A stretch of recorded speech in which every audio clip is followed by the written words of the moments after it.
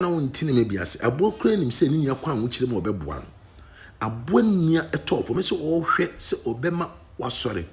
wo bono mo be so be piano piano obepie piano ma wasore na nso nipa da se na sem to wo no wonamfofo nyina sore ti omo nyina dan wachi de ma no omo nyina sa kan ugu mu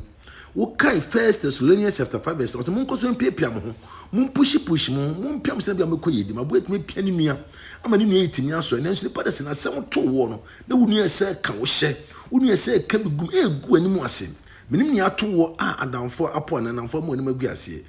gina na hyeden na fa mutu awurade so bible say won wo do mutu awurade so nya di bo na ewie won ye kosoa na koso na hwe awurade no mo anim nya ase da bo ipia ne nua komeso sore ye wo sore so se wo di na chi ehwe se da bia won san hwe ase bia menua awurade be hyew ma wate o mo anim nya so mo aboafo aba be pejaw no abo ho bai mo aba mu twe awurade na be si okra ye awurade hyiraw se watie awurade hyiraw. Amen.